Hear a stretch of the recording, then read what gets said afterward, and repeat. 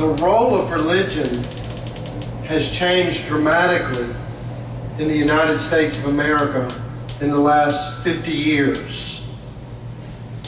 As reflected by these decisions highlighted on the screen, we can see beginning in 1962 that prayer was thrown out of the public schools.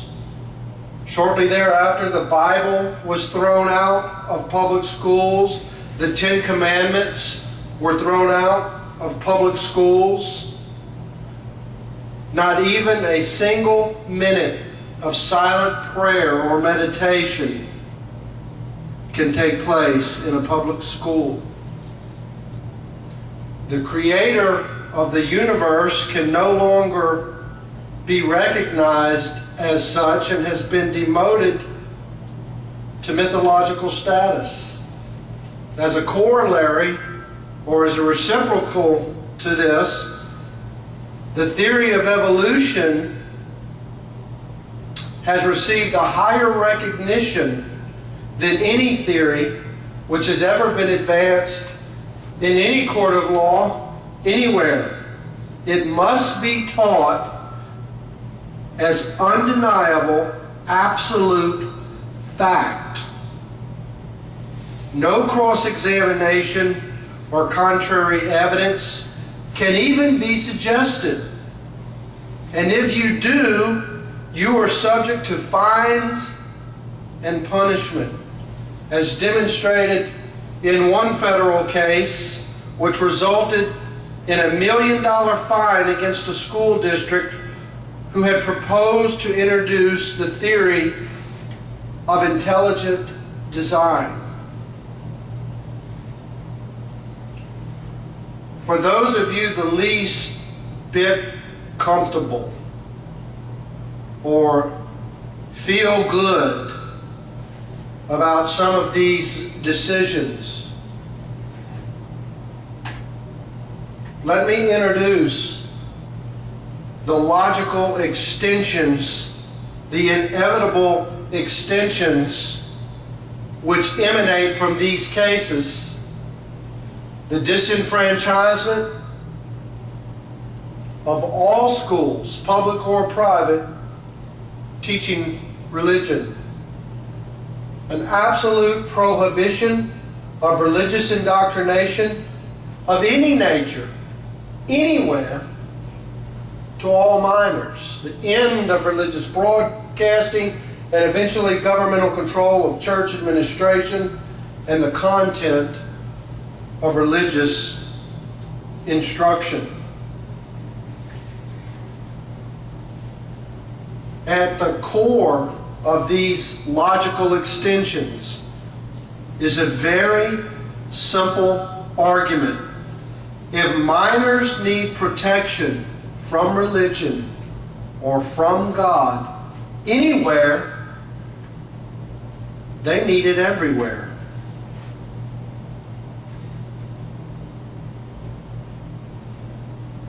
Can the liberties of a nation be thought secure when we have removed their only firm basis, a conviction in the minds of the people that liberties are the gift of God and that they are not to be violated but with His wrath? Was this some fanatical preacher? Thomas Jefferson said these very words over 200 years ago in his notes on Virginia. In association with some of the greatest men to ever walk on American soil, men who had front row seats at the birth of democracy, and through the actual writings which contain and reveal their original intentions, we present the true meaning of America and the government which was established here in 17 88.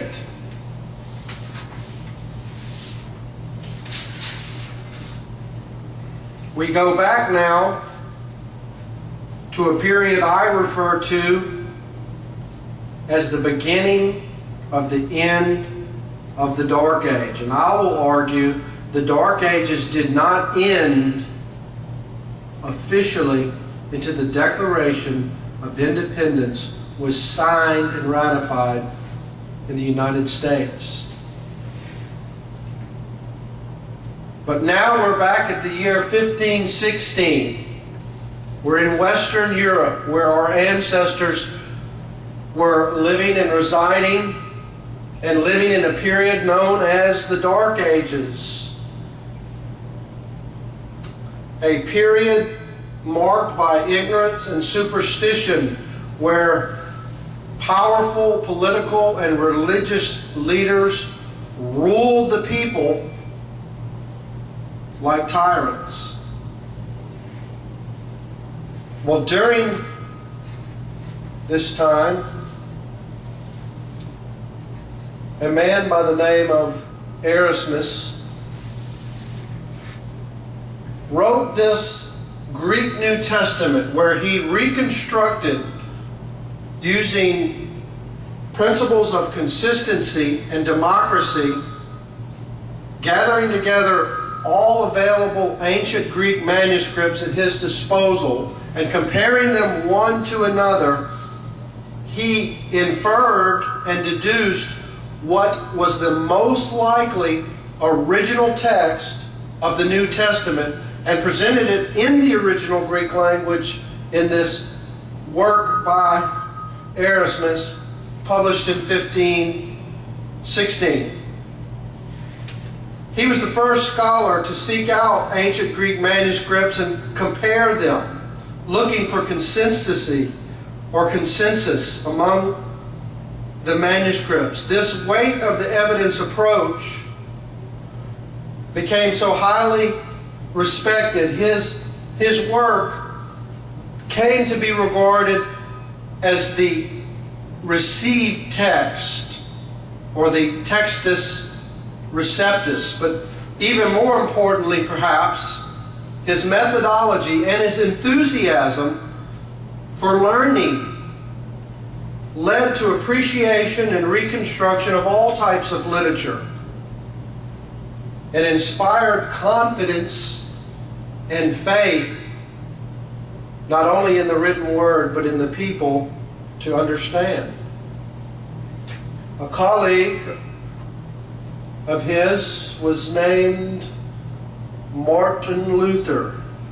Here we see an actual picture from Martin Luther's German translation of the Bible, published in 1534. Luther's translation, even in the face of opposition from the powerful leaders of his day, symbolizes a growing belief that written words could serve as the highest source of authority for mankind. And it also demonstrates a growing faith in democracy, in the sense that Luther believed and taught that when given the chance, the people themselves could understand God through His Word. Luther's idea that a written document in and of itself could serve as the highest authority of civilization was a cornerstone of the Mayflower Compact that would come nearly 100 years later. The grant to Sir Walter Raleigh, the early colonial codes, and eventually the Constitution itself. In 1611, King James authorized a new Bible using the Textus Receptus that Erasmus had compiled, and more importantly, using the methodology that Erasmus has used. He commissioned 70 of the world